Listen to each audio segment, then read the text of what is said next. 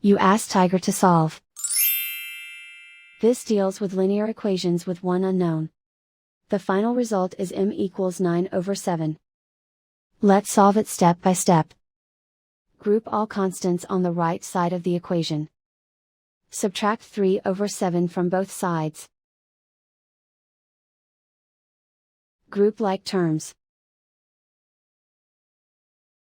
Combine the fractions. Combine the numerators. Reduce the zero numerator.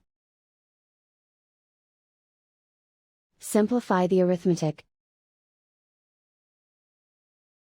Find the lowest common denominator. Multiply the denominators. Multiply the numerators. Combine the fractions. Combine the numerators. Find the greatest common factor of the numerator and denominator. Factor out and cancel the greatest common factor. Isolate the m. Multiply both sides by inverse fraction 4/7. Group like terms. Multiply the coefficients.